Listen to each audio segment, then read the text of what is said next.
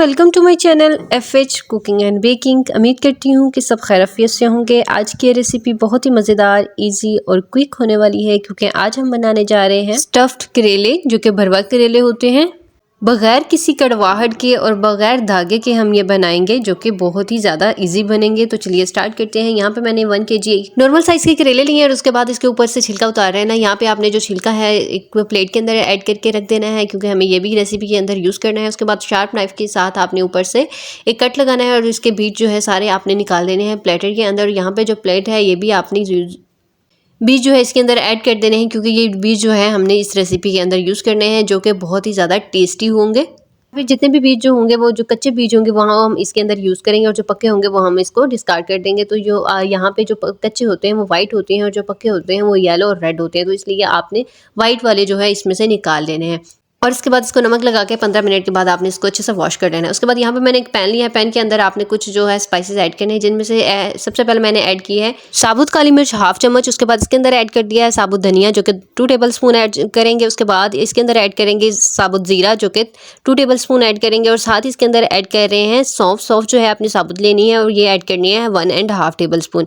उसके बाद इसकी हम अच्छे से भुनाई करेंगे और यहाँ पे फ्लेम जो है आपने बिल्कुल नॉर्मल रखना है, बहुत ज़्यादा आपने हाई फ्लेम नहीं करना। और उसके बाद इसके अंदर ऐड कर देंगे 5 अदद रेड चिली, जो कि आपने साबुत लेनी है। और उसके बाद इसके अंदर हम ऐड करेंगे 1 टेबलस्पून ऑयल का। और उसके बाद ऑयल के अंदर आपने इसकी अच्छे से भुनाई करनी है और तब तक आपने इसकी भुनाई करनी है कि ये हल्का सा कलर भी इसका चेंज हो जाए और साथ ही हमारे पास इसमें से बहुत ही अच्छी सी खुशबू भी आना स्टार्ट हो। उसके बाद हम इसको निकाल लेंगे और हल्का सा जब ये हो जाएगा ठंडा, उसके बाद इसके अंदर हम ऐड कर देंगे मिक्सी के अंदर। और मिक्सी के अंदर आपने इसको अच्छे से ग्राइंड करके इसका पाउडर बना के साइड पर रख देना है। और उसके बाद यहाँ पर मैंने ले लिया है कढ़ाई। कढ़ाई के अंदर आपने ऐड करना है हाफ कप कुकिंग ऑयल का। और उसके बाद आपने प्याज इसके अंदर ऐड करने हैं। यहाँ पे मैंने जो प्याज लिए हैं वो हाफ kg लिए हैं और उसको आपने बड़े साइज़ में काट लेना है। यहाँ पे प्याज जो है आपने बहुत ज़्यादा बारीक नहीं काटना। और उसके बाद इसको हल्का सा हमने सॉफ्ट करना है।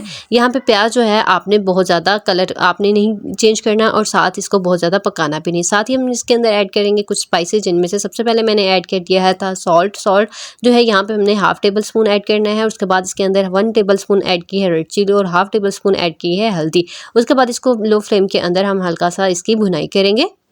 और याद रहे कि यहाँ पे हमने इसको बिल्कुल फुल कुक नहीं करना। और उसके बाद इसको अपनी साइड पे रख देंगे और चंद स्पाइसेस जो हैं हम इसको इसके अंदर बाद में ऐड करेंगे, जो कि बहुत ही ज़्यादा ज़रूरी है इसके अंदर ऐड करना। और उसके बाद यहाँ पे मैंने लिया है पैन। पैन के अंदर मैंने ऐड कर दिया है 3 टेबलस्पून कुकिंग ऑयल का। और उसके बाद हमने इसके अंदर जो छिलका हमने उतारा था करेले का वो इसके अंदर ऐड कर देंगे। यहाँ पे छिलका जो है हमने वॉश कर लिया था सॉल्ट के साथ। और उसके बाद सॉल्ट के साथ इसको अच्छे से मसलना है। मसलने के बाद आपने फ्रेश वाटर के साथ इसको अच्छे से वॉश कर लेना है और उसके बाद पानी अच्छे से निचोड़ लेना है। ऑयल के अंदर हमने इसको हल्का सा भुनाई करने के बाद इसके अंदर ऐड कर रहे हैं हाफ टेबलस्पून जो है हमने हल्दी ऐड कर देनी है। हल्दी ऐड करने के बाद आपने इसको अच्छे से मिक्स करना है और मिक्स करने के बाद आपने लो फ्लेम के अंदर इसको हल्की सी इसके अंदर भुनाई करनी है। उसके बाद इसके अंदर एक और चीज़ ऐड करेंगे, जो कि इसके अंदर बहुत ही ज़्यादा अच्छा टेस्ट देगी और हमारे जो रेसिपी है, जो हमारे पास करेले हैं, उसको बिल्कुल भी कड़वा नहीं होने और इसके अंदर इसके अलावा कोई भी स्पाइसेस ऐड नहीं करेंगे, सिर्फ इसके अंदर हमने हल्दी ही ऐड करनी है। और इसको हल्का सा हमने शैलो फ्राई करना है। और उसके बाद हमने इसके अंदर ऐड कर देंगे करेले के बीज, जो हमने स्टार्ट में निकाल कर रख दिए थे। और यहाँ पे हमने बीज जो है हल्के से मिक्सी के अंदर अच्छे से कूट लिए हैं, ताकि ये बड़े साइज़ में ना आए। तो इसके अंदर जो वाइट जो इसका गूदा होता है, जो वाइट इसके अंदर गिरी होती है, वो इसके अंदर बहुत ही ज़्यादा टेस्ट देती है और साथ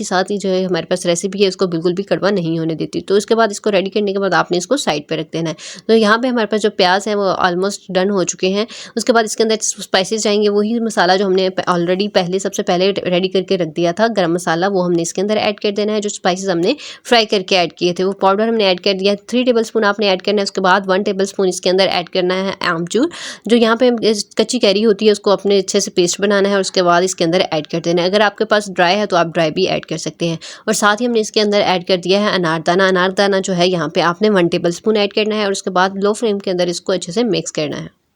ये जो हमने स्पाइसेस ऑलरेडी भुनाई करके इसके अंदर ऐड कर दिए थे और साथ ही जो बाकी स्पाइसेस हमने ऐड कर दिए वो बिल्कुल हमने यहाँ पे पकाने की ज़रूरत नहीं है, क्योंकि ऑलरेडी हमारे पास जो है ये ऑलरेडी हमारे पास पके हुए थे। उसके बाद इसके अंदर बिल्कुल लास्ट में हमने ऐड कर देना है टमाटर। टमाटर जो है यहाँ पे मैंने 3 अदद लिए हैं और यहाँ पे बिल्कुल बारीक बारीक आपने इसको काट लेना है। यहाँ पे आप देख सकते हैं बहुत ही बारीक जो है क्यूब शेप में मैंने इनको काट लिया है। तो आपने इसके अंदर ऐड करने के बाद हल्का सा इसको मिक्स करना है। मिक्स करने के बाद आपने लो फ्लेम के अंदर आपने बिल्कुल 1 से 2 मिनट के लिए इसकी भुनाई करनी है। और अगर अभी तक आपने मेरे चैनल को सब्सक्राइब नहीं किया तो जल्दी से सब्सक्राइब कर दीजिए और साथ ही बेल आइकन को भी ज़रूर ऑन किया करें ताकि ऐसी बहुत सी यूनिक डिफरेंट रेसिपीज़ का नोटिफिकेशन सबसे पहले आप ही को मिले। और साथ ही साथ दूसरों के साथ भी ज़रूर शेयर किया करें, क्योंकि दूसरों के साथ अपना नॉलेज शेयर करना भी सदका जारिया होता है। तो यहाँ पे हमारे पास जो है करेलों की स्टफिंग जो है हमारे पास फिलिंग है वो ऑलमोस्ट रेडी हो चुकी है। यहाँ पे मैंने इसके अंदर ऐड कर दिया था बीज और जो छिलका हमने रिमूव करके इसकी जो भुनाई की थी वो इसके बाद इसके अंदर ऐड कर देंगे। उसको मिक्स करेंगे और 1 से 2 मिनट के लिए इसकी अच्छे से भुनाई करने के बाद हमने इसको निकाल के रख देना है और यहाँ पे इसको ठंडा होने के लिए छोड़ देना है। यहाँ पे इसको बहुत ज़्यादा आपने भुनाई करनी नहीं है क्योंकि यहाँ पे हमें हाफ कुक चाहिए, फुल कुक नहीं चाहिए।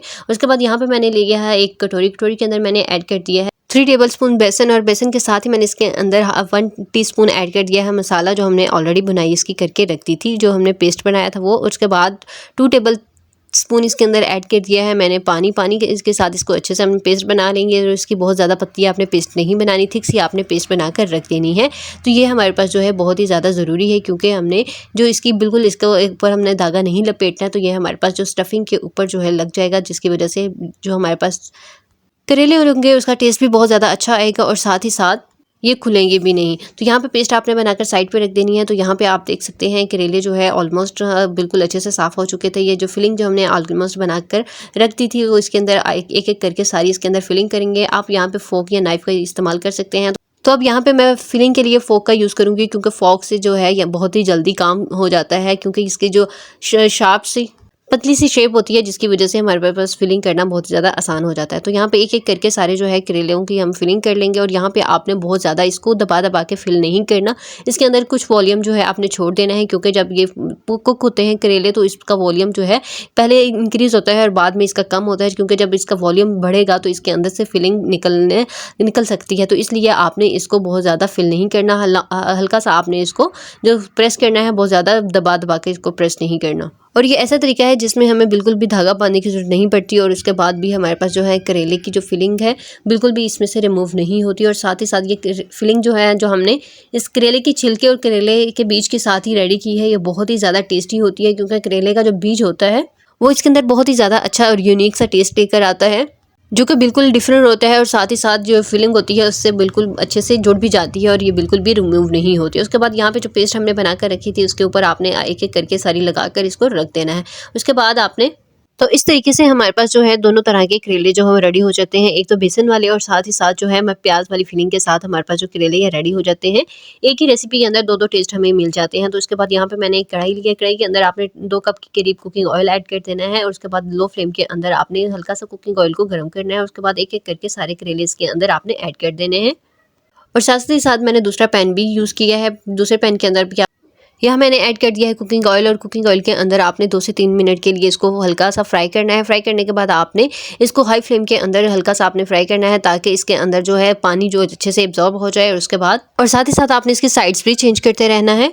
जब एक साइड से अच्छे से पक जाएंगे तो आपने दूसरी साइड इसकी चेंज कर देनी है। तो यहाँ पे मैंने एक कढ़ाई ली है, कढ़ाई के अंदर ऐड कर दिया है कुकिंग ऑयल। कुकिंग ऑयल यहाँ पे आपने हाफ कप लेना है। उसके बाद इसके अंदर हमने फिलिंग ऐड कर दी है, वही फिलिंग जो हमने करेलों के अंदर यूज़ की थी उसमें से हाफ जो है हमने इसके अंदर फिल किया और हाफ जो है हमने साइड पे रख दी थी। उसके बाद आपने इसको इसके अंदर ऐड करना है, उसकी अच्छे से भुनाई करनी है। भुनाई करने के बाद आपने करेले जो है हमारे पास अच्छे से रेडी हो चुके थे, अच्छे से पक चुके थे, फ्राई हो चुके थे। आप इसका कलर देख सकते हैं, बहुत ही ज़्यादा प्यारा है और इसके अंदर फिलिंग जो है बिल्कुल भी रिमूव नहीं हुई, एज इट इज़ वैसे ही हमारे पास जो है एक एक करके करेले जो है जो मसाला हमने भुनाई की है इसके अंदर ऐड करते जाएंगे, इसके अंदर रखते जाएंगे।